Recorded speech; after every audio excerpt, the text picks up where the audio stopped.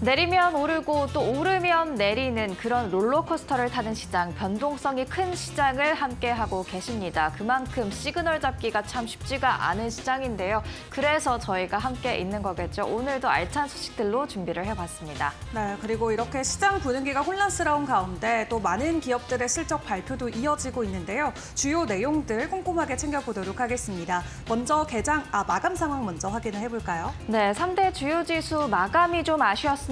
사실 장 초반에는 강하게 시작을 했습니다. 모두 다 상승세로 출발을 했는데요. 이날 일본은행이 전날에 이렇게 시장이 불안정할 때면 기준금리를 인상하지 않겠다라고 말하면서 엔캐리 트레이드 청산 가능성이 좀 줄어들면서 상승 출발 좋은 흐름을 보여줬습니다. 그럼에도 불구하고 일제히 하락 마감한 이유는 이날 미 재무부가 진행했던 미 10년물 국채 입찰에서 수요가 좀 약하게 확인이 되자 국채 금리가 올랐고요. 주식시장에는 하방 압력으로 작용을 했습니다. 나스닥과 S&P 500 지수 각각 1% 넘게 그리고 0.7%, 다우 지수가 0.6%가량의 하락세를 기록했고요. 또 러셀 2000 지수도 1% 가까이 내려오는 모습을 확인할 수가 있었습니다. 이날의 지도를 보시면 또 상승과 하락, 한 종목들이 섞여 있다, 혼재돼 있다라는 것을 볼 수가 있었는데요. 일단 섹터별로 보면 에너지 섹터가 국제유가 상승에 힘입어 그래도 선방했습니다. 0.53% 올랐고요. 그리고 헬스케어, 원자재, 그리고 경기 소비재까지도 1% 이상 하락하는 모습이 나타났습니다. 대형주 한번 보실까요? 애플 전장에선 하락을 했었는데 이날 1%대 반등을 이뤄냈고요. 마이크로소프트 0.3% 약세를 보였고 엔비디아 5% 넘게 다시 빠지면서 주당 100달러 선이 또 한 번 무너졌습니다. 다른 반도체주도 대체로 하방 압력 함께 받은 모습들 확인할 수가 있었죠. 구글 반독점법에 지금 패소를 한 이후로도 그래도 계속해서 보합세 흐름 이어가고 있습니다. 이날은 강보한 마감을 했고요.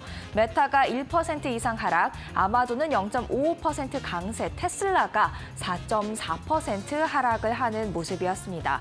그리고 여기 보시면 가전 관련된 홈디포나 로스 주가 빠진 거 확인할 수가 있고요. 여행 관련주에도 대체적으로 주가 하방 압력 크게 받았다라는 것 확인할 수가 있었습니다. 지금 계속해서 롤러코스터를 타는 시장인데요. 시장 심리는 어떤지 빅스 지수를 통해서 확인을 해보겠습니다. 여전히 경계 심리는 높다라고 볼 수가 있겠는데요. 그래도 그나마 다행인 것은 지금 최근에 비해서 많이 빅스 지수가 내려왔다라는 겁니다. 빅스 지수가 최근 흐름에 비해서 굉장히 많이 내려왔는데요. 그럼에도 불구하고 아직까지는 27 수준으로 높은 수준을 평균보다 유지하고 있습니다. 그렇기 때문에 변동성이 큰 시장 유지할 수밖에 없을 것으로 보여집니다. 앞으로도 변동성에 계속해서 대비를 하셔야겠죠. 그렇다면 이제 조금 더 세세하게 종목별로 들어가 보겠습니다. 수요일 장의 특징주입니다. 일단 움직였던 대형주부터 확인을 해보시죠. 애플이 1.25% 올랐습니다. 이날 특별한 이슈는 없었습니다만 최근 버핏의 매도 그리고 구글의 이슈에 따라서 하락을 했던 만큼 반발 매수세가 유입됐다라고 볼 수가 있겠습니다. 이어서 일라이릴리는 역시나 마찬가지로 특별한 악재는 없었는데요. 이날 노보노디스크가 실적을 발표했는데 부진한 실적 그리고 영업이익 전망치를 가이던스를 하향 조정한 여파를 일라이릴리도 함께 받은 것으로 보여집니다. 사실 노보노디스크가 이렇게 영업이익 전망치를 하향한 이유에는 일라이릴리 때문이다. 경쟁이 치열해졌다라는 그런 이야기를 했지만 어쨌든 같은 업계에서 지금 경쟁을 하고 있는 만큼 전망치를 하향했다. 8일 날 지금 실적 발표를 앞두고 있는 일라이릴리의 실적도 안 좋을 수 있다라는 그런 심리로 들어가면서 주가 2% 넘게 내렸습니다. 마지막으로 테슬라 살펴보겠습니다. 4.4% 하락을 했었죠. 미국에 이어 중국에서도 이 후드 이슈로 168만 대를 리콜한다라고 합니다. 그리고 최근 일론 머스크 CEO가 영국 정부와의 갈등이 좀 있었죠. 머스크 리스크가 다시 부각되는 건 아닌지 한번 살펴볼 필요도 있겠습니다. 계속해서 특징주 살펴보도록 하겠습니다. 반도체 보셔야 될 것 같습니다. 반도체의 주가가 전반적으로 다 하락을 했죠. 엔비디아가 5% 넘게 빠졌고 브로드컴도 5% 빠졌고요. AMD 사실 장중에는 2% 가까이 오름세를 보이기도 했지만 장 후반으로 갈수록 상승폭 반납하면서 1% 넘게 내렸습니다. 이렇게 반도체주의 하방 압력을 가져온 가장 큰 이유, 슈퍼 마이크로 컴퓨터에서 일단 이유를 찾을 수 있을 것 같은데요. 전날 장 마감 이후에 실적을 발표했었는데 2분기 주당 순이익이 예상치를 크게 하회했습니다. 그리고 영업이익률도 17%에서 11.2%로 크게 하향 조정이 됐죠.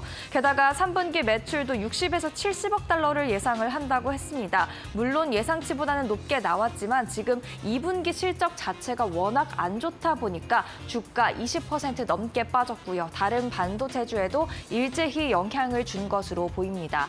그나마 장 초반에 AMD가 좀 살아남는 분위기였는데 파이프 샌들러가 탑픽으로 계속 유지한다라고 밝혔던 이유가 상승의 이유였습니다. 그나마도 또 AMD도 하락으로 마무리는 됐다는 점 참고하시면 좋을 것 같습니다. 또 여행주도 체크를 해봐야겠죠. 여행주의 하락을 부추긴 건 에어비앤비인 것 같습니다. 2분기 매출은 그래도 괜찮았습니다. 11% 전년 동기 증가했는데 주당 순이익 EPS가 15% 감소했습니다. 그리고 3분기 가이던스가 예상치보다 낮게 나오면서 실망 매물이 대거 쏟아졌습니다. 에어비앤비도 13%대 급락세를 보였다는 것 확인할 수가 있고요. 그리고 이날 지금 컨퍼런스 콜에서 예약 리드 타임이 빨라지고 있다라는 이야기를 했는데요. 리드 타임이란 예약을 한 시점과 실제 숙소에 입실하는 그 시간을 말합니다. 이 시간이 짧아지고 있다라는 것은 그만큼 소비자들이 지출을 망설인다라는 뜻으로 해석을 해볼 수가 있겠는데요. 이렇게 되면 소비를 줄이고 있다, 지갑을 닫고 있다라는 뜻으로도 해석을 해볼 수가 있겠고요. 다른 여행주도 함께 다 하방 압력을 받는 분위기 확인할 수가 있었습니다. 그리고 이슈 또는 실적에 따라 움직인 특징주도 있었습니다. 디즈니 4.46% 내렸는데요. 호실적 그리고 스트리밍에서는 첫 흑자를 기록했다라는 긍정적인 이야기가 나왔지만 지금 주력으로 하고 있는 테마파크의 실적이 둔화되고 있다라는 점, 중국에서의 수요도 함께 둔화되고 있다라는 점이 주가에 하방 압력을 작용한 것으로 보여집니다. 쇼피파이는 이커머스 기업이죠. 소비 지출 우려 속에서도 2분기 호실적을 기록하면서 주가는 뛰었습니다. 17% 넘게 급등을 했습니다. 썬런도 태양광 기업이 되겠는데요. 이슈에 움직였습니다. 전날 썬파워가 파산보호 신청을 냈었는데요. 이에 대해서 이제 다음 날 썬런의 CEO가 말을 했는데 썬파워와 계약을 했었던 이전 딜러들과 현재 대화를 나누고 있고 일부는 파트너사로 데려왔다라는 이야기를 전했습니다. 그러면서 결국 썬파워의 파산보호 신청에 대한 반사 이익을 얻을 수 있을 것이다라는 기대감에 11% 급등세를 보인 것으로 해석되고 있습니다. 이어서 국채금리 확인해 보시죠. 국채금리 이날 오름세를 보였습니다. 아직까지는 2년물 국채금리가 더 높은 상황인데요. 이날 계속해서 국채금리가 올라오는 모습들 확인을 할 수가 있었죠. 말씀드렸다시피 10년물 국채 입찰이 진행이 됐지만 수요가 예상보다 약하게 나왔고요. 약한 수요로 인해 국채금리는 올라가는 모습을 확인할 수가 있었습니다. 국제유가와 국제금값도 체크를 해보겠습니다. 국제유가 WTI 2.77% 오르면서 배럴당 75달러 선을 회복을 했는데요. 지금 미국의 원유 재고가 6주째 감소 추세에 있다라고 합니다. 그리고 이날은 경기 침체 우려가 그래도 조금은 잦아들면서 유가 상승에 도움을 준 것으로 보여집니다. 국제 금값은 강보합 마감했는데요. 지금 경기 침체 가능성 그리고 연준이 금리를 어떻게 결정할지에 대한 많은 이슈들을 체크하면서 큰 움직임을 보이지 않고 있습니다. 이렇게 수요일장 정리를 해보고요. 이어서 은조 앵커와 함께 꼭 확인하셔야 될 이슈들 체크해 보겠습니다.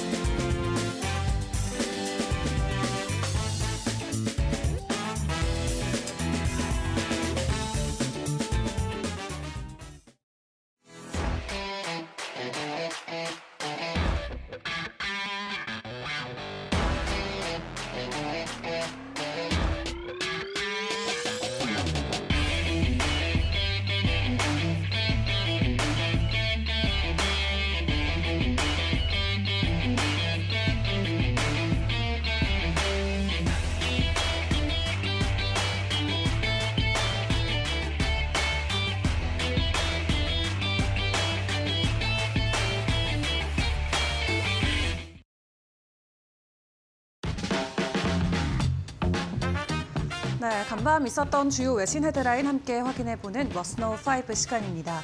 간밤에도 뉴욕 증시가 하락으로 마무리는 됐습니다만 그 전날 국내 증시의 분위기는 또 나쁘지 않았었죠.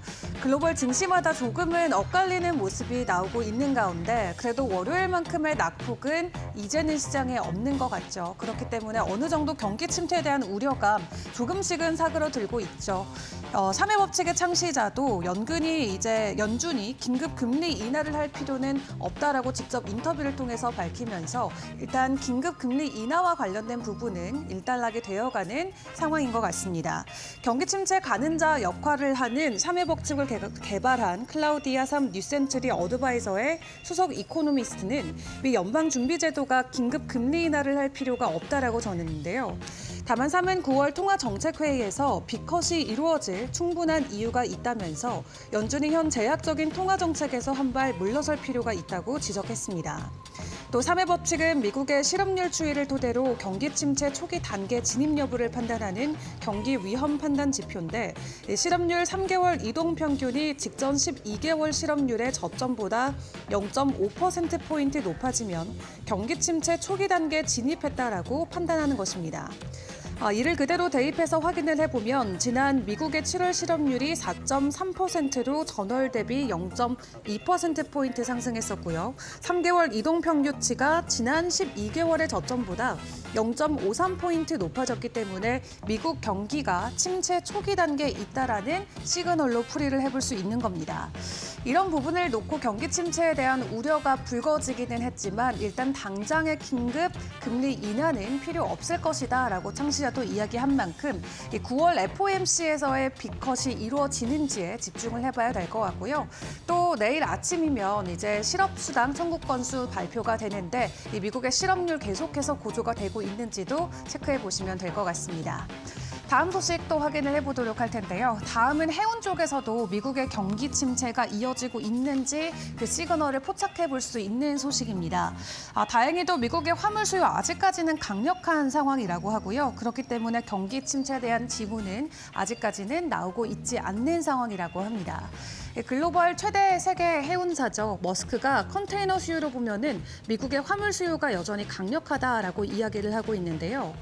미국의 재고가 약간 높기는 하지만 걱정스러운 수준은 아니다라고 하면서 둔화를 시사하는 수준은 포착이 되고 있지 않다고 강조했습니다. 또 다음 달 수요를 위해서 미국으로 수입되는 소매 업체와 소비자 브랜드의 구매 주문을 살펴보면 여전히 꽤 강력한 상황이라고 하는데요.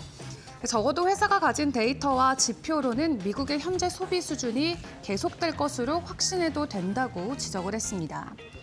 또 지난 몇 년간 컨테이너 물량은 뛰어난 회복력을 보이면서 앞으로 이 같은 추세가 변화될 조짐이 없다라고 전했는데요. 머스크는 2022년에 인플레이션으로 인한 수요 감소, 또 세계 경기 침체 위협과 유럽의 에너지 위기, 우크라이나 전쟁 여파 등을 경고한 바 있었습니다. 이에 따라서 작년 한 해 동안은 해운 운임이 하락을 했었고 머스크의 수익도 급락했던 상황이었는데 일단 최근 해운은 홍해 이슈가 지속되고 있는 만큼 경기 침체 리스크뿐만 아니라 이 해운 쪽과 관련된 리스크도 계속 확인을 해보셔야 될 것 같은데요. 이 홍해로 우회가 적어도 연말까지는 계속될 것으로 업계에서 예상은 일단 하고 있습니다. 최근 국내에서도 해운 관련주들의 변동성이 나왔었는데 경기 침체와 관련된 시그널 일단은 나오지 않았다라는 부분은 안심하셔도 좋을 것 같습니다. 그리고 글로벌 기업들의 실적 발표가 이어지고 있죠. 간밤에는 노보노디스크의 실적이 나왔는데 기대 이하의 실적이 공개되면서 비만 치료제 시장에 빨간불이 켜지는 건 아닐까 우려감도 나오고 있습니다. 덴마크의 최대 대학사인 노보노디스크 2분기 순이익은 29억 3천만 달러를 기록했습니다. 시장의 전망치를 하회했던 숫자였고요. 분기 순이익 성장률도 3.1%로 크게 둔화가 됐는데 지난 1분기 순이익이 전년 동기 대비 28% 성장했던 거에 비하면 정체가 뚜렷한 모습으로 확인이 가능합니다. 그리고 2분기 성장세가 둔화되면서 올해 상반기 순이익도 전년 동기 대비해서 16% 성장하는 데 그쳤고요. 이에 노보노디스크는 인기 체중 감량 약품인 위고비의 분기별 매출이 예상보다 부진하다라고 보고한 이후에 연간 수익 전망도 낮춰 잡기도 했습니다. 노보노디스크의 최종 체중 감량 약물인 위고비의 매출이 53% 증가하면서 업계 예상치를 하회를 했는데요. 지난 2021년 최초로 비만 치료제를 선보였던 노보노디스크는 급격한 성장세를 지금까지는 이어왔지만 최근 시장이 급성장하면서 경쟁이 심화가 되고 있습니다. 또 작년 말에 미국 경쟁사인 일라이릴리가 비만 치료제 제빵도 출시하면서 가격 경쟁에도 불이 붙기도 했는데요. 일단 위고비 같은 경우는 2분기의 실적이 부진하다라는 숫자가 공개가 됐지만 올해 3분기부터 또 국내에 본격적으로 진출하는 만큼 또 하나의 턴어라운드 시그널이 될 수 있을지 함께 확인을 해보시죠. 또 미국 대표 기업 중에 하나라고 볼 수 있는 디즈니 오늘 실적 발표 동일하게 진행을 했습니다. 그 안에서 긍정적인 부분이 포착이 됐음에도 오늘 주가는 긍정적이진 못했는데요. 디즈니 지금까지 5년 동안 무려 실적을 손실이 기록됐었던 스트리밍 사업 쪽에서 마침내 사상 처음으로 흑자 전환이 됐습니다. 월트 디즈니가 테마파크의 매출 감소에도 인사이드 아웃2와 같은 영화의 성공으로 스트리밍 사업의 흑자 전환에 힘을 입어서 월가 예상을 웃도는 실적을 보고했는데요. 디즈니의 지난 분기 주당 조정 순이익은 1.39달러, 매출은 4% 증가한 232억 달러를 기록했습니다. 이는 분석가들의 추정치인 주당 조정순이익 1.19달러를 넘어선 것이고 매출도 분석가들의 예상치인 231억 달러를 넘었는데요. 특히 연속 손실을 기록해온 디즈니 플러스와 훌루, 또 ESPN 플러스 등 스트리밍 사업이 처음으로 4,700만 달러의 이익을 기록하면서 스트리밍과 영화, TV를 포함한 엔터테인먼트 부분의 영업이익이 전년 대비 약 3배 급증한 12억 달러를 기록했습니다. 하지만 디즈니 이익의 절반 이상을 차지하는 테마파크, 또 소비자 제품 등을 포함한 경업사원 부분에서는 영업이익이 3% 감소했는데요. 디즈니는 향후 몇 분기 동안 테마파크에 대한 수요가 완만히 조정될 가능성이 있고 9월 분기 영업이익은 전년 동기 대비해서 한 자릿수 중반대까지 감소할 가능성이 높다고 밝혔습니다. 그럼에도 일단 스트리밍이 5년 만에 흑자로 전환됐다라는 부분은 상당히 긍정적으로 볼 수 있겠고요. 이러한 기세를 몰아붙여서 월트 디즈니는 오는 10월부터 OTT 플랫폼에 요금을 인상한다라고 밝히기도 했습니다. 기존 대비해서도 25% 정도 인상이 되는데 다음 3분기 매출에도 긍정적으로 작용될 수 있을지 함께 체크해 보시죠. 마지막으로 암호화폐 시장 상황 확인을 해보도록 하겠습니다. 최근 비트코인과 전반적인 알트코인의 흐름이 긍정적이진 못한 가운데 그나마 긍정적인 모멘텀으로 받아갈 수 있는 트럼프 트레이드와 관련된 이슈가 간밤도 전해지기도 했는데요. 이 트럼프의 둘째 아들이 본인의 X를 통해서 이 암호화폐와 관련된 글을 남겼습니다. 여기에 보시면 Stay tuned for a big announcement라고 이야기하면서 암호화폐 시장과 관련해 내가 중대 발표를 할 것이다 라고 글을 적었습니다. 크립토뿐만 아니라 탈중앙화 금융으로 불리는 디파이와 관련돼서 구체적인 발표를 이어갈 것이라고 전했는데요. 해당 글에는 본인의 형인 주니어 트럼프와 트럼프 전 대통령까지 계정을 태그하면서 이 암호화폐와 관련해서 굉장히 긍정적인 행보를 이어가려는 움직임을 계속해서 보여주고 있습니다. 그러면서 암호화폐가 미래다라고 발언을 하면서 암호화폐와 관련돼서 굉장히 적극적인 비즈니스를 이어갈 것임을 예고를 했는데요. 구체적인 발표 시기와 내용은 전해지지 않았지만 해당 트윗 하나로 암호화폐 시장 안에서는 상당한 기대감이 나오고 있는 상황입니다. 어떤 발언이 나올지에 따라서 최근 침체기를 겪고 있었던 암호화폐 시장 안에 또 하나의 작은 불씨가 되어줄 수 있기를 기다려보도록 하겠습니다. 지금까지 머스노우 5 시간이었습니다.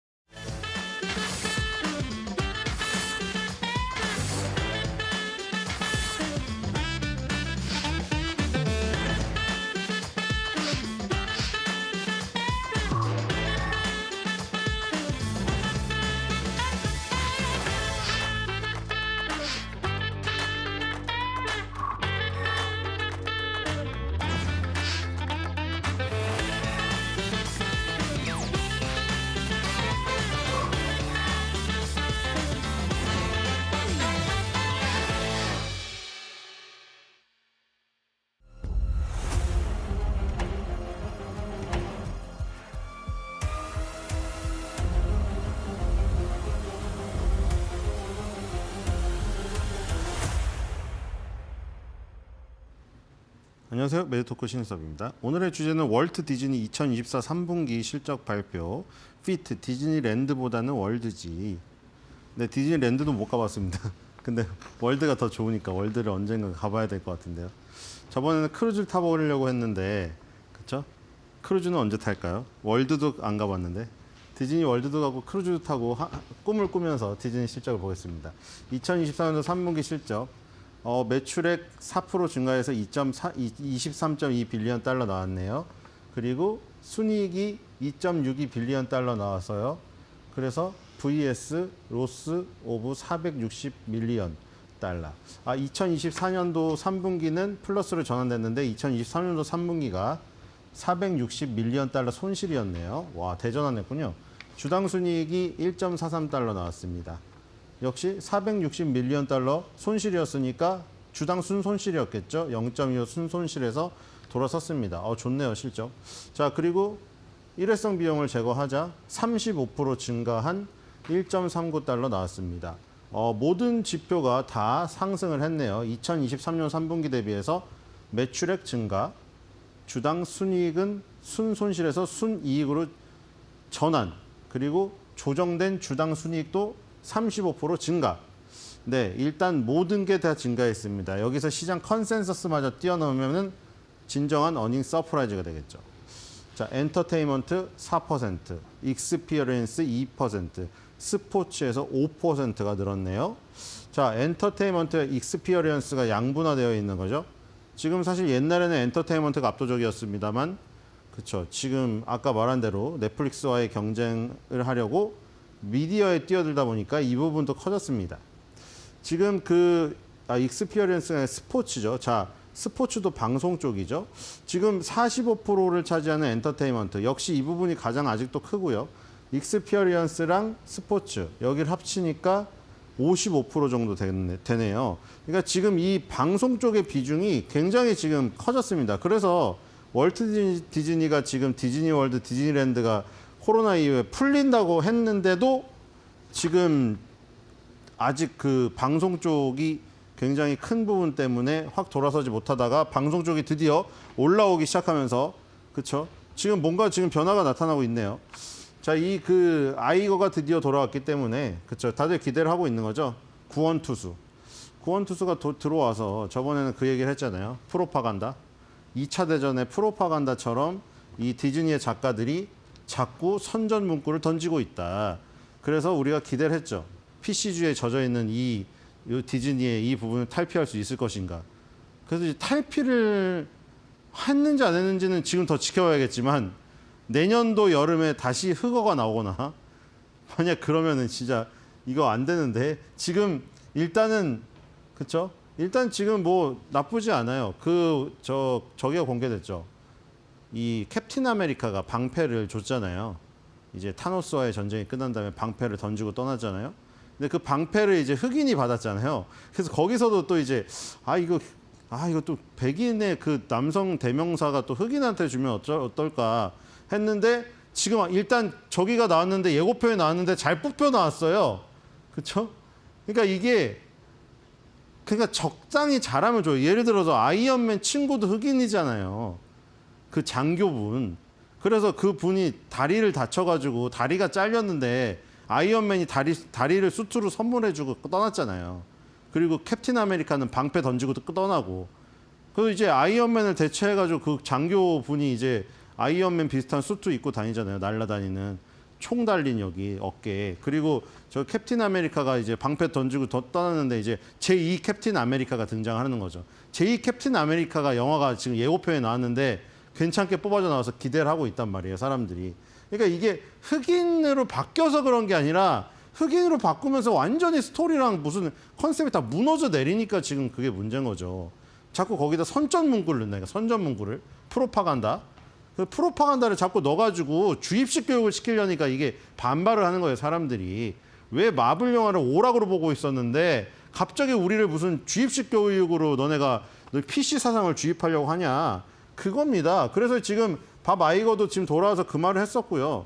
자, 이제 밥 아이거가 돌아와서 그 말을 해서 선전포고를 했기 때문에 디즈니 작가들이 정신을 차리려는지 봐야 될 것 같고요. 자, 다음으로 가겠습니다. 자, 그래서 서프라이즈가 나왔습니다. 드디어. 매출액이 2023년도 4분기, 2023년도 1, 2분기 어닝 쇼크가 나왔다가 뭐 사실 어닝 쇼크라고 하기도 거의 지금 원이 동그란 원이 보이지 않죠? 동그란 원하고 거의 겹친 상태로 비슷하게 부합으로 나왔습니다. 근데 어쨌든 살짝 낮게 나왔으니까. 근데 어쨌든 지금은 살짝 높게 나왔지만, 그쵸? 살짝을 우린 쳐주진 않아요. 그쵸? 미국 시장에서는. 살짝 낮게 나왔든, 살짝 높게 나왔든, 그냥 살짝 낮게 나와도 쇼크고, 살짝 높게 나와도 서프라이즈예요. 높게 나와도 서프라이즈고. 그러니까 지금 살짝 높게 나오든, 왕창 높게 나오든 서프라이즈니까 얘도 서프라이즈예요. 같은 서프라이즈죠. 자, 0.32% 서프라이즈입니다. 23.08 빌리언 달러 예상됐는데 23.16 빌리언 달러 나왔습니다. 자, 어쨌든 매출액 서프라이즈가 4분기 만에 나왔다. 그 다음에 순이익을 보겠습니다. 순이익은 예전에 서프라이즈가 나왔었는데요. 순이익은 4분기 연속 서프라이즈예요, 지금. 실적은 나쁘지 않은데 2023년도 4분기, 2024년도 1분기, 2024년도 2분기, 2024년도 3분기까지 4분기 연속 서프라이즈가 나왔습니다. 그리고 이 그 매출액 서프라이즈보다도 왕창 서프라이즈, 뭐 이거 뭐 왕창 서프라이즈, 적게 서프라이즈 치지 않는다고 했지만 어쨌든 순이익은 시장 컨센서스보다 더 월등히 높게 나왔습니다. 1.20달러 예상했는데 1.39달러까지 나왔네요. 자, 그래서 이제 다음 분기 2024년도 4분기도 컨센서스가 지금 5분기 쫙 했을 때 가장 살짝 여기보다 살짝 높죠. 가장 높게 잡아놨네요. 자, 이거를 또 넘을 수 있을지 기대를 해보겠고요. 어쨌든 지금 뭐 월트 디즈니는 지금 2024년도 3분기 실적이 매출액, 순이익, 조정된 주장순이익 전부 다 그 전년 동기 대비해서 다 플러스로 나왔고, 그 다음에 시장의 컨센서스도 다 뛰어넘었어요. 그렇죠? 다 좋게 나왔습니다. 자, 이제 다음으로 가겠습니다. 다 좋게 나왔는데 주가가 그거에 맞춰 따라 주느냐. 자, 시장의 컨센서스도 상당히 높네요. 127.71이 무려 지금 월트 디즈니의 목표 컨센서스입니다. 평균. 이 지금의 주가로부터도 무려 지금 주가가 100달러도 안 돼요. 지금 여기서 거의 50%를 올라야 시장의 평균치에 도달하게 됩니다. 이러면은 스트롱 바이인가요? 맞죠? 이렇게 높게 보는데요. 지금으로부터 50%가 올라야 돼요. 평균이. 스트롱 바이인가요? 볼까요? 스트롱 바이일까요? 스트롱 바이죠. 왜냐면 저기 지금으로부터 50%가 올라야 겨우 평균에 도달하는데, 그럼 당연히 강력 매수겠죠, 지금. 자, 20 바이에 3홀드. 야, 의견도 상당히 좋은데 이게 월트 디즈니 움직여야 되는 거 아닙니까, 이거? 이 정도면은 왜 안 움직이죠? 자, 그 그래프로 보겠습니다. 주가가 지금 실적도 좋고 지금 시장의 컨센서스도 눈높이도 다 높아졌는데 지금 주가가 뭐 큰 반응이 없네요, 지금. 이 상승 갭은 다 메워버렸네요, 이때. 이 상승 갭. 2024년 초반에 상승 갭이 있었잖아요. 상승 갭을 다 메꿔버렸네요. 여기서 지금 하락 갭이 또 나왔네. 이게 지금 이게 아일랜드 갭이잖아요. 이게 섬처럼 둥 떠버렸잖아요. 이 상승 갭이 나온 지가 이 지금 1월 달에 나왔으니 페브러리에서 메이까지 갈 동안 5월 달 한 4개월. 5월 달도 전이죠. 거의 5월 달 들어가기 전이니까 한 3개월밖에 못 갔어요, 이게. 지금 상승 갭이 3개월도 못 가는 사이에 하락 갭으로 이게 장군 먹문이 돼버리거든요. 이게 갭으로 갭을 맞받아친 거라 이게 반대면 더 좋은 건데, 그렇죠? 반대면 좋은 거죠. 만약에 하락 갭을 상승 갭으로 맞부딪힌 거면은 한 번에 뚫어버리는 거고, 이거를 갭으로 이렇게 뚫지 않으면은 오래 걸려요. 봉으로 여러 번 두들겨야 되거든요. 그러니까 지금 이 상황은 반대 상황이죠. 상승 갭을 하락 갭으로 무너뜨려 버렸기 때문에 여기서 무너뜨린 다음에 제대로 된 반등이 없었잖아요. 그럼 바로 이제 그냥 거기가 저항이 돼버린 거죠. 이게 줄줄줄 흘러내려가지고 지금 어디까지 왔냐면은 이제 저기까지 왔네요. 2024년도 초반에 거의 시작했던 지점까지 와버렸죠. 자, 시작했던 지점을 살짝 깨려고 하고 막 있습니다. 저기도 갭이 있어요. 여기 투갭이 또 있잖아요. 지금 두 개의 갭이 있죠. 여기서도 두 개의 갭이 일어난 다음에 이 부분에서 두 개의 갭 부분에서 두 번째 갭에서 지지를 받은 거잖아요. 여기도. 그렇죠? 상승 갭을 깨지 않으면 저렇게 가는 거예요. 여기서도 마찬가지죠. 상승 갭을 깨지 않고 지지를 받았기 때문에 이만큼의 상승이 나왔었던 것이고. 자, 지금도 여기에 지금 떨어지는데 저기 최초에 2023년도 말에 갭 부분이 지지가 되고 있긴 합니다. 근데 사실 상승폭을 다 되돌렸죠. 2024년도 초반에 올랐던 폭을 다 되돌려서 지금 2024년도 상반기가 지나고 있잖아요. 그냥 저기 되었죠. 원점. 0에서 다시 시작하는 거 0에서. 자, 아직 반기가 남았으니까 어떻게 될지 모르겠습니다. 자, 주봉 월봉을 볼까요? 이 정도 일봉에서 이 정도 내려온 게 주봉 월봉에서 어느 정도 수준이냐. 아, 주봉도 이제 그 전에 많이 내려왔어요. 그쵸? 2022년부터 보면은 상당히 많이 내렸습니다. 2022년에 180달러였거든요. 아, 180달러였으면은 지금 90달러로 쳐주면은 반토막이네요. 반토막. 그쵸? 2년 만에 반토막이 났어요. 주가가. 그냥 2024년도에 여기 잠깐 올라가려고 했었던 이 부분, 여기서 치고 갔어야 되는데 여기서 치고 가지 못했던 게 여기에 또 고점이 있고, 그리고 여기에 또 이 큰 선이 있잖아요. 지금 이거 200선이죠. 그쵸? 200주선이 지나가는 이 자리가 또 걸렸네요. 그쵸? 여기서 걸린 거예요. 여기서도 200주선에 걸렸죠. 그러니까 지금 두 가지가 있었잖아요. 여기 전고점이 2022년도에 형성된 전고점에다가 200주선까지 지나가는 이 120달러 부근이 엄청나게 강력한 저항선이었다. 결국에 여기서 실패하면서 50주선까지 깨버렸네요. 지금 상당히 주가의 상황은 기술적인 부분 좋지가 않아요. 지금 저점으로 찾아볼 수 있는 부분이 아까 그 부분밖에 없습니다. 여기 2023년도 말에 그 부분, 이 부분밖에 없어요. 지금 여기를 깨게 되면은 지금 위험합니다. 그렇죠? 밑에가 없어요. 월봉으로 볼까요? 밑에가 있는지. 주봉으로는 저기밖에 없어요. 이제. 그렇죠? 주봉으로는 저희밖에 없는데 여기네요. 바로 월봉에서도 정말 중요한 자리군요. 여기가. 그렇죠? 여기가 또 50선이네 이거. 이게 50인가요? 이게 50. 진한 게 50이죠. 이게 200이죠. 정말 중요한 선이네 또. 그렇죠? 여기 깨면 월봉에서도 밑에가 없습니다. 이제는. 그렇죠? 월봉에서도 밑에가 없어요. 우리가 계속 이제 내려가는 거는 지지선을 찾아보는 거잖아요. 지금 월봉에서 보면 여기 2020년 코로나 때 꼬리 달린 부분, 지금 거기가 지나가고 있고 200개월 선이 있고, 아까 주봉에서 봤었던 2024년도 들어서면서 초반에 출발했던 그 자리가 있어요. 지금 중요한 저점들이 다 모여 있는 자리거든요. 야, 여기를 깨면 진짜 위험합니다. 왜냐면 지금 실적도 다 좋게 나오고 있는데 2020년 3월 코로나 가격을 깨버리면 이거는, 와, 이건 진짜 아니, 코로나 때보다 지금 나쁠 수가 없잖아요, 이거는. 그렇기 때문에 여기를 깨면 안 됩니다. 지금 근데 뭐 아까 전에 굉장히 이게 괴리감이 있는 게, 지금 기술적인 부분은 정말 위험한데 아까 시장 컨센서스 부른 거는 지금 무려 평균이 50% 이상 지금 상승을 보고 있죠. 스트롱 바이 의견이죠. 그러니까 지금 시장의 컨센서스는 이 기술적인 지지선들이 강력히 지지될 것을 굉장히 다들 지금 그걸 보고 있다. 그렇죠? 만약에 여기서 상승을 한다면 일단 그 120달러 목표가가 바로 여기 월봉에서 50개월 선이 지나가는 자리입니다. 이 50개월 선이 상당히 중요하죠. 여기서 보면은 50개월 선 여기서 이 지금 코로나 때 확 떨어진 다음에 여기서 지지받고 확 튄 거잖아요. 그리고 여기서도 무너지기 직전에 50개월 선에서 지지하려고 두 번을 정말 확 끌어올리다가 여기서 무너져 버렸어요. 그러니까 보니까 다 50개월 선 저항이잖아요. 여기도 완전 정확하게 50개월 선 머리 딱 받고. 그러니까 지금 50개월 선이 저항이 돼버렸기 때문에 불리한 거예요. 올라갈 때는 다 50개월 선 지지잖아요.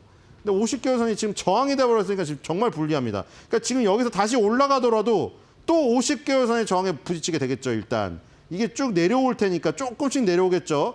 확은 안 내려오겠죠. 50개월 선이라는 건 엄청나게 장기 이동 평균선이기 때문에 천천히 내려올 거예요. 여기서 봉이 올라간다고 한다면은 천천히 내려가서 한 110달러 부근에서 만날 가능성이 크죠. 여기서 급등을 한다고 하면은 일단 그 자리까지 가는 모습을 보여야 일단 그 희망이 생긴다. 지금 어쨌든 간에 만약에 여기 80달러를 만약 깨트리는 일이 만약 발생된다고 하면은 아까 무슨 컨센서스가 좋고 이 실적이 좋게 나와도 우리가 모르는 뭔가가 있는 거예요, 여기. 뭔가가 있는 거예요. 그럼 그땐 탈출을 해야 됩니다. 그거는 지금도 보셨죠. 무슨 뭐 실적이 다 좋게 나오는데 갑자기 무슨 시장이 막 100포인트씩 막 흔들리고 이런 것들이 알고리즘 인공지능 매매로 나타나 버리기 때문에 그건 뭔가 알 수 없는 뭐가 있는 거예요. 아니면 수급적으로 그렇게 뒤틀려서 나와 버린 거나. 그러면 재무제표의 실적이 좋거나 시장의 컨센서스가 좋은 거 아무 의미가 없어요. 수급으로 다 망가뜨려 버리기 때문에. 그러니까 수급으로 망가뜨리는 부분은 기술적인 차트에서 나타나기 때문에 미리 알 수가 있는 거예요. 근데 그런 모습이 만약에 나타난다. 그러면은 큰일 납니다. 그런 모습이라는 게 아까 이 부분이죠. 200개월 선이 이탈되고 80달러가 이탈돼가지고 이 수급이 무너지는 모습이 나오면은 아무리 컨센서스가 높고 재무제표가 높은 게 머릿속에 있더라도 그걸 빨리 지워야 됩니다. 그러니까 그 부분은 마지노선이다. 그 마지노선이 깨지지 않는 가운데 실적이 계속 좋게 나오고 시장의 컨센서스가 저렇게 높게 유지되고 스트롱 바이 의견이 계속 유지가 된다고 하면은 반전의 계기가 하반기에 있다. 이렇게 보시면 될 것 같네요. 자, 지금 다음 준비된 차트 다음에 하나가 2개가 더 있습니다. 자, 이게 바로 디즈니 월드입니다. 자, 디즈니랜드랑은 또 달라요. 디즈니랜드보다 훨씬 더 큰 이 지금 현존하는 디즈니 월드의 모습입니다. 정말 이거는 그냥 하나의 도시죠. 이게 어느 정도냐면은 월트 디즈니 월드가 43평방 마일인데 이게 우리가 쓰지 않는 단위니까 지역으로 하면은 샌프란시스코입니다. 샌프란시스코가 여기 하나 있어요. 이게 지금 샌프란시스코만한 게 월드예요. 그러니까 하루에 볼 수가 없는 거죠. 일주일 동안 묵으면서 놀러 가야 돼 이거를. 그 다음에 맨하튼의 2배 크기입니다. 뉴욕의 맨하튼의 2배 크기다. 어마어마하죠. 1971년도에 이 호텔이 원래 이 리조트가 2개의 호텔로 시작을 했어요. 근데 지금 이 안에만 호텔이 20개가 있습니다. 호텔이. 그리고 호텔 객실 수가 3만 개예요. 이 안에만. 어마어마하죠. 지금 그러니까 이 월트 디즈니 월드, 이 디즈니 월드의 지금 요 어마어마한 크기, 요것도 큰 자산이에요. 아무리 뭐 우리가 이제 뭐 여기 뭐 오프라인을 안 가고 맨날 뭐 디즈니 플러스를 보니 넷플릭스를 보니 그래도 그게 코로나가 지나고 나니까 어떻게 됐어요? 그걸 그 보는 인구들은 계속 늘어났지만 넷플릭스나 디즈니 플러스 보는 인구들은 전체적으로는 다 늘어나고 있잖아요. 천천히. 근데 그 폭이 줄어들면서 디즈니 크루즈라던가 디즈니 월드로 나가는 사람이 늘어나고 있어요. 그렇기 때문에 이 자산을 무시할 수는 없는 것이다. 자, 그 다음에 이제 마지막 장면인데 마블 영화인데 이게 큰 거죠. 자, 여기서 여기 지금 이 뒤에 영화가 더 나왔어요. 이 자료 이후에 더 나왔는데 여기에 이 자료에서 가장 마지막 영화는 더 마블스예요. 근데 여기 보면은 이제 여기부터 시작이 되죠. 여기 아이언맨 1이 있거든요. 이게 전설의 시작이었고 지금 보면은 가장 다 그 흥행이 높았던 것, 돈을 많은 흥행 수입이 높았던 것들이 마블 스튜디오에서 지금 다 어벤져스거든요. 어벤져스인데 여기서 맨 마지막에 요 막대 그래프를 보면은 이 막대 그래프의 수준이 마블에서 나온 영화에서 가장 낮은 거를 한번 찾아볼까요? 그래프가 가장 크기가 짧아 보이는 게 이게 짧아 보이거든요. 이게 인크레디블 헐크예요.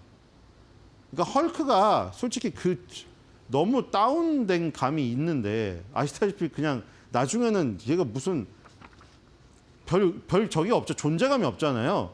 그냥 타노스가 손가락 한 방 치면 헐크가 날아가 버리니까. 근데 헐크가 사실 뭐 크게 하나의 그 영웅의 얘기로는 사실 좀 흥미를 끌기가 좀 어려워요.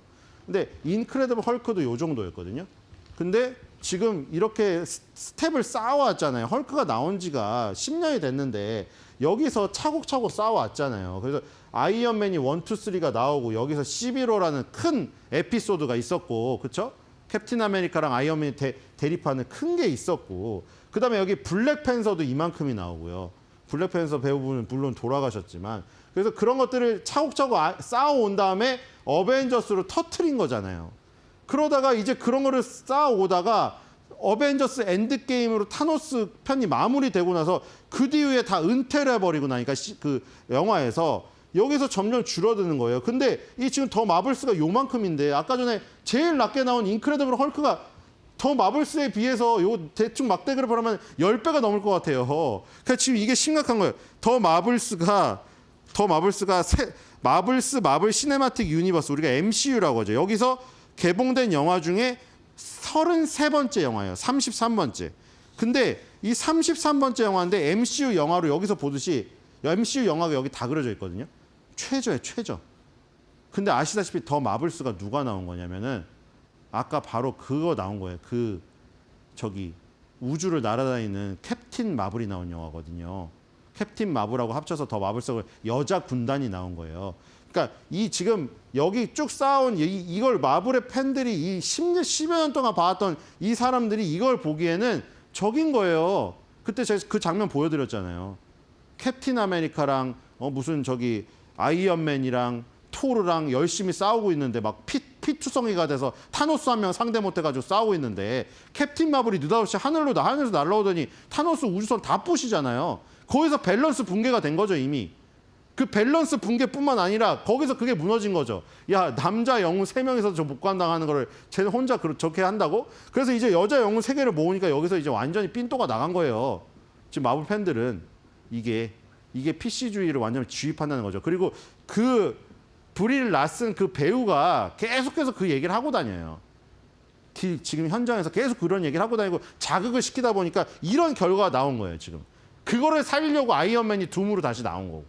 그러니까 만약에 밥 아이어가 복귀를 해서 프로파간다 얘기도 했고 만약에 프로파간다 얘기를 했기 때문에 이제 마블 작가들이 정신을 차려가지고 더 이상 저런 스토리를 전개를 안 한다. 그리고 흥행 수입으로도 저런 흥행 수입으로 한다면 사실 마블 유니버스에서는 사실 퇴출당하여야 마땅하죠. 그렇기 때문에 저런 것들이 이제 정신을 차리게 되면은 마블의 수익이 올라갈 가능성이 높다. 그래서 디즈니의 미래가 반전을 불러일으킬 가능성이 크지 않을까 이렇게 생각이 됩니다. 자, 그래서 오늘 한 줄 매두평은 가장 명대사죠. 한번 하도록 하겠습니다. I'm Iron Man.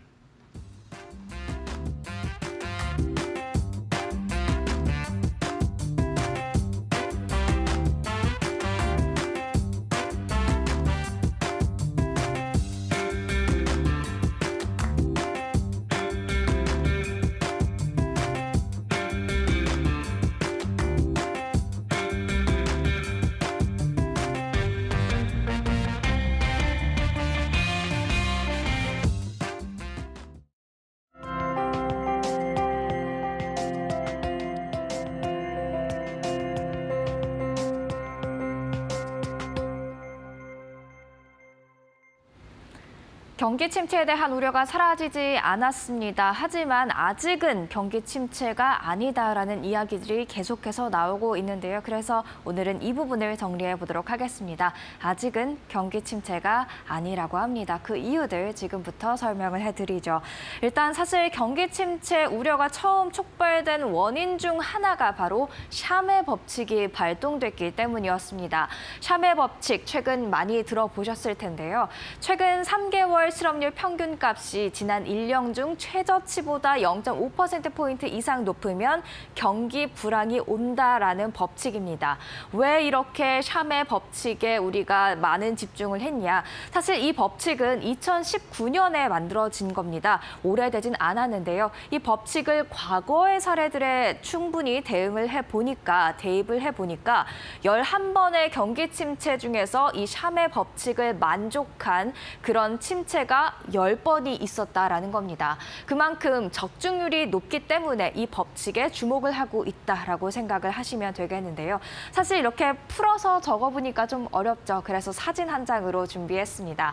파란색 선이 지금 실업률 관련된 샴의 법칙의 그런 지표가 되겠는데요. 지금 이 파란색 선이 올라오는 구간들에 음영이 칠해져 있습니다. 이 시기가 다 경기 침체였습니다. 즉, 이 선이 올라오는 그때는 무조건 경기 침체가 발동됐다라는 건데 최근 흐름 보시죠. 지금 다시 꿈틀꿈틀 올라오려는 모습을 하고 있죠. 그렇기 때문에 지금 시장에서는 샴의 법칙이 발동이 됐다. 경기 침체 올 것이다라고 이야기를 하고 있습니다. 하지만 이 샴의 법칙을 개발한 샴조차도 아직은 경기 침체가 아니라고 말을 했었죠. 어제 또 CNBC 아시아에 다시 한번 출연을 해서 관련 인터뷰를 했었는데요. 지금 침체, no recession, 침체는 없다. 하지만 모멘텀은 있다. 그 방향으로 좀 리스크는 있다라고 이야기를 했습니다. 하지만 침체가 아니다라고 말했다라는 점에 주목을 할 필요가 있을 것 같습니다. 그리고 inevitable, 피할 수 없는 것도 아니다라고 이야기를 했습니다. 여기서 우리가 잘 대처하면 경기 침체 없이 지나갈 수 있다라는 이야기를 한 거죠. 그렇기 때문에 우리가 경기 침체에 자체의 큰 걱정, 너무 과도한 걱정은 할 필요가 없다라는 생각이 드는데요. 그렇다면 샴의 법칙은 왜 발동이 된 걸까요? 샴도 직접 설명을 했었는데 과거와 현재는 다르기 때문이다라는 게 주된 이유입니다. 지금 한번 차트를 보시죠. 지금 샴의 법칙이 발동이 됐지만 경기 침체로 보면 안 되는 이유, 샴 본인도 지금은 이민자가 다시 많이 유입이 되는 등 팬데믹을 겪는 등 굉장히 많은 변화들이 일어났다. 그래서 노동 쪽에 공급이 과잉이 돼서 실업률이 증가한 것이다라는 이야기를 했었는데요. 이 자막도 이 차트도 한번 같이 보시죠. 지금 샴의 법칙이 발동되기 전 침체 신호, 이전 경우에는 다 마이너스를 기록을 했었습니다. 비농업 고용 지표 아니면 실질 개인 소득, 산업 생산 모두 다 마이너스를 기록을 했었죠. 하지만 지금은 어떤가요? 지금은 샴의 법칙이 발동이 되기는 했지만 지금 비농업 고용 여전히 플러스 성장세 유지하고 있고요. 그리고 실질 소득도 플러스, 산업 생산은 굉장히 큰 플러스를 기록을 하고 있습니다. 그렇다 보니까 샴의 법칙 발동되긴 했지만 환경들이 다르다. 그렇기 때문에 우리가 고지고대로 해석을 하면 안 된다라는 주장이 있는 것이죠. 계속해서 한번 보시면요. 침체가 아니다라는 이야기 업계에서도 나오고 있습니다. 일론 머스크랑 헷갈리시면 안 됩니다. 덴마크에 본사를 둔 글로벌 해운 대기업이 되겠는데요. 이 머스크의 CEO가 한 말 한번 보시죠. 화물 수요 여전히 강하다. 이로써 미국의 침체 신호 안 보인다라는 이야기를 했습니다. 화물 운송은 경기 침체를 가늠하는 하나의 지표가 되기도 합니다. 그래서 우리가 UPS의 글로벌 택배 회사의 물동량을 한번 체크를 해보기도 하고요. 그리고 캐터필러 중장비 제조업체의 실적을 체크를 해보기도 하죠. 이런 인프라 기반 회사들의 실적에 따라서 침체 신호를 읽을 수도 있기 때문에 주목을 해보는 건데요. CEO가 직접 침체 신호 안 보인다라고 이야기를 했고요. 또 경기 침체가 있을 것이다, 또 있거나 그런 상황 속에서는 원유 수요가 감소하기 마련이죠. 그러면 수요가 감소하면 원유 재고는 또 늘기 마련입니다. 그런데 보시죠. 지금 원유 재고가요. 최근 6주 동안 계속해서 하락세, 감소세를 유지하고 있습니다. 그만큼 원유 수요 계속해서 잘 유지가 되고 있다라는 뜻이 되겠죠. 이런 부분들을 살펴봤을 때도 아직까지 우리가 그렇게 걱정할 만한 경기 침체 시그널은 보이지 않는다라고 해석을 해볼 수가 있겠습니다. 또 침체가 아니다라는 것에서 한 발 더 나아가서 연착륙 아직도 가능하다, 그 가능성이 있다라는 주장까지도 있는데요. 경제학자들이 한 말입니다. 마크 잔디 무디스의 수석 경제학자는 가장 가능성이 있는 시나리오는 연착륙이라고 생각한다라고 이날 말했고요. 제이 브라이슨 웰스파고 이코노믹스의 수석 경제학자 또한 우려할 만한 신호들은 있지만 본인의 기본 시나리오는 여전히 연착륙이다라고 이야기를 했습니다. 파월 미 연준 의장도 연착륙 가능성을 배제하지 않았다라는 이야기 최근에 했었는데요. 이렇듯 우리가 경기 침체 우려에 지금 과도한 패닉세를 보였었지만 그것은 너무 과도했다라는 것을 입증시켜주는 이야기들, 지표들 계속해서 나오고 있으니까요. 대비는 하시되 너무 과도한 우려하지 않으셔도 좋을 것 같습니다. 이제 우리가 해야 될 일은 큰 변동성에 대비를 하는 일입니다. 경기 침체 우려가 잦아든다 하더라도 지금 여러 불확실성, 금리, 대선, 실적, 불확실성들이 있기 때문에 변동성이 커질 수밖에 없는데요. 최근 5거래일간의 변동성 지수, 일명 공포지수의 추이가 되겠습니다. 65까지 찍었었다가 지금 좀 잦아들긴 했습니다만 그래도 27로 꽤 높은 수준 유지하고 있습니다. 이 말인 즉슨 향후에도 변동성 이어질 수 있다라는 뜻이 되겠는데요. 향후 변동성을 유발할 수 있는 일정들 체크해 놨습니다. 지금 당장 신규 실업수당 청구 건수가 우리 시간으로 오늘 밤이면 나올 텐데요. 이 부분 노동시장이 건재한지에 따라서 또 한 번 시장이 움직일 수가 있겠고요. 그리고 잭슨홀 미팅에서 연준이 금리에 대한 어떤 힌트를 주는지에 따라서 또 변동성 나올 것으로 예상이 되고 있습니다. 경기 침체 우려 과도했다라는 점에서 오늘의 사인은 이렇게 준비를 해봤습니다. 경기 침체 우려가 막 시작이 됐을 때는 우리의 심장 박동수가 요동을 쳤지만 이제는 한숨 좀 안도의 한숨을 내쉬면서 침착해질 필요가 있는 것 같습니다. 지금까지 사인이었습니다.